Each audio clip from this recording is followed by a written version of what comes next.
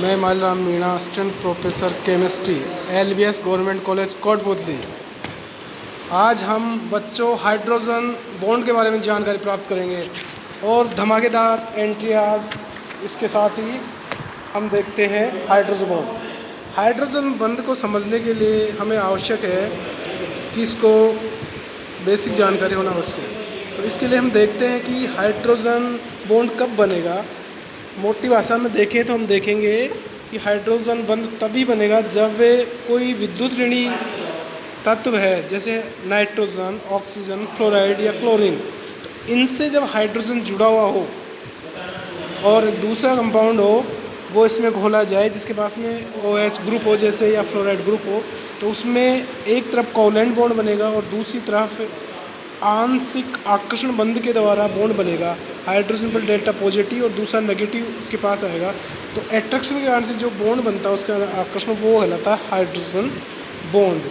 तो हाइड्रोजन बंध को समझने के लिए हम देखते हैं यहाँ पर, जैसे OH कोई बेस लेते हैं तो बेस को जब किसी कंपाउंड को बोला जाता है तो वही कंपाउंड बोलेगा जिसके अंदर हाइड्रोजन बॉन्ड उपस्थित होगा। फॉर एग्जांपल अमोनियम आयन है, जब अमोनियम प्लस आयन को 3 एथिल ग्रुप के द्वारा इसको हटाया जाता है हाइड्रोजन को, तो ये हो जाएगा टेट्रा एथिल एमीन, जिसके अंदर की हाइड्रोजन बॉन्ड नहीं है। इस कारण से ये बेस में बिल्कुल भी घुलेगा नहीं, इसकी घुलनशीलता खत्म हो जाएगी। दूसरी तरफ जैसे हम इसके 3 जो हाइड्रोजन अमोनियम आयन है, इसके 3 हाइड्रोजन को रिप्लेस कर दें और एक हाइड्रोजन प्रेजेंट रहे, तो यहाँ पर OH आयन के साथ में ये बॉन्ड बनाएगा और बॉन्ड बनाने के साथ में ये घुलनशील हो जाएगा।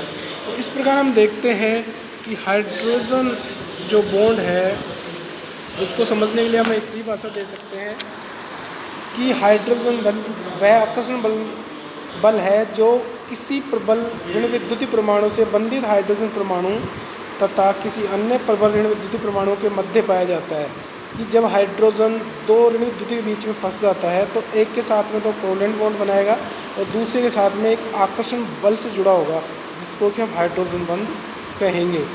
इसमें हम देख रहे हैं यहाँ पर एक डायग्राम दे रखे हैं, जिसमें A है वो बर्फ में सहसंयोजक तथा हाइड्रोजन बंध की दूरियाँ हैं, और B यहाँ पर देख रहे हैं हाइड्रोजन बंध का सामान्य रूप से प्रदर्शन।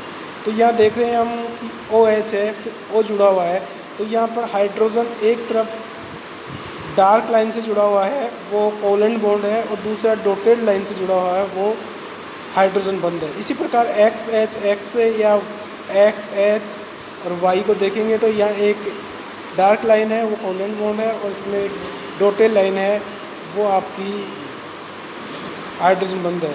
तो हाइड्रोजन बंध तभी बनेगा जब 2 विद्युत ऋणियों के बीच में एक हाइड्रोजन फंसता है और उसमें भी एक के साथ में सहसंयोजक बंध बना हुआ होना चाहिए। तो इस प्रकार हम देखते हैं कि हाइड्रोजन बंध का सामर्थ्य और उसे प्रभावित करने वाले कारकों के बारे में जानकारी प्राप्त करेंगे, यानी कि hydrogen bond strength and factors affecting it. तो इसके लिए क्या होता है कि सहसंयोजक बंध की तुलना में हाइड्रोजन बंध बहुत ही दुर्बल होता है। इसकी जो 10 से 40 किलो जूल पर मोल होती है, जिसके कारण हाइड्रोजन 2 परमाणुओं के बिल्कुल बीच में न होकर सहसंयोजक बंध से जुड़े परमाणुओं से अधिक निकट होता है। वैसे तो क्वथनांक, वाष्प ऊर्जा आदि के मामले में हाइड्रोजन बंधों की सामर्थ्य के बारे में काफ़ी अनुमान लगाया जा सकता है। तो इस प्रकार हम देखते हैं कि क्योंकि बॉइलिंग पॉइंट, मेल्टिंग पॉइंट ये डिफ़र हो जाते हैं, तो जहाँ हाइड्रोजन बॉन्ड होगा तो वो इनको सबको बढ़ा देगा। इस प्रकार हम यहाँ देख रहे हैं हाइड्रोजन क्लोराइड है, उसका बॉइलिंग पॉइंट 20 डिग्री है, जल का बॉइलिंग पॉइंट 100 डिग्री है की तुलना में कम है इसमें। तो यहाँ क्या होता है कि हाइड्रोजन क्लोराइड में जो हाइड्रोजन बॉन्ड होता है वो वाष्प अवस्था में पाया जाता है, इस कारण से ही ये बनता है। तो इसमें प्रबल बंध है। फिर हम देखते हैं कि वाटर है, उसे वाष्पीकरण में होने पर टूटने वाले हाइड्रोजन बंधों की संख्या हाइड्रोजन क्लोराइड की तुलना में कहीं अधिक होती है, जिस कारण हाइड्रोजन क्लोराइड वाष्पीकरण की अपेक्षा कम ऊष्मा का अवशोषण करता है। परिणाम स्वरूप हाइड्रोजन फ्लोराइड में H2 की अपेक्षा प्रबल बंध होते हैं, इसका क्वथनांक H2 के क्वथनांक से अधिक होता है। फिर इसमें जैसे कुछ चीज़ें जो हाइड्रोजन बंध को प्रभावित करती हैं, जैसे विद्युत ऋणता, तो जिसकी विद्युत ऋणता जितनी अधिक होगी वो उतना ही प्रबल हाइड्रोजन बॉन्ड बनाएगा।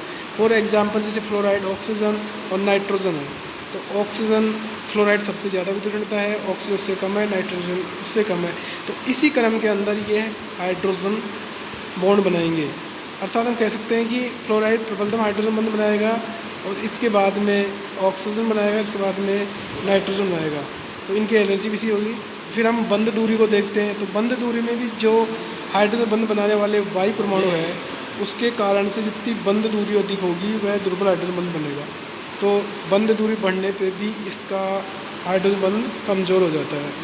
फिर इसमें हम एग्जांपल ले सकते हैं N और Cl, जिनकी विद्युत दोनों की बराबर है नाइट्रोजन और क्लोरीन की, लेकिन क्लोरीन की जो है साइज़ अधिक है, अधिक साइज़ होने के कारण से इसमें जो बनने वाला बंध है वो वीक होगा।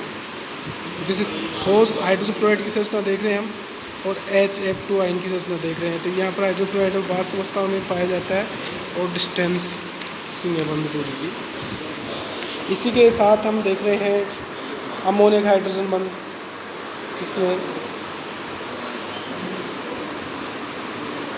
फिर अमोनियम फ्लोराइड का। इसके साथ में हाइड्रोजन बंध के जो भौतिक गुण भी देखे, पड़ोसी परमाणु की प्रकृति है इसमें, फिर इनके पौष्टिक अवस्थाएँ, गलनांक, अवक्तांक है, अणुभार है, तो ये सब इसको प्रभावित करते हैं डिफरेंट टाइप से। तो इस प्रकार हम देखते हैं कि पड़ोसी परमाणु की प्रकृति, जैसे कि कार्बन से 4 हाइड्रोजन जुड़े हैं एक में, यानी मेथेन है, एक CH3 है, क्लोरोफॉर्म है। तो जो क्लोरोफॉर्म की तुलना में जो है इसका बॉइलिंग पॉइंट 61 है, क्योंकि क्लोरीन हाइड्रोजन बॉन्ड बनाती है जबकि CH4 में हाइड्रोजन बॉन्ड नहीं पाया जाता। इसी प्रकार से अन्य संरचनाएं हम देखते हैं तो प्रबल अंतराणविक हाइड्रोजन की उपस्थिति के कारण ही फिनोल ठोस होता है, जबकि एलिफेटिक होता है। सांद्रता और ताप, किसी भी विलयन में सांद्रता अणुओं के पास आ जाते हैं तो हाइड्रोजन बंध की प्रबलता बढ़ जाती है। तो इस प्रकार से हम देखते हैं कि टेम्परेचर बढ़ाएंगे तो वो दूर हो जाएंगे और उससे उसकी हाइड्रोजन बंध की प्रबलता कम हो जाएगी। थैंक्स।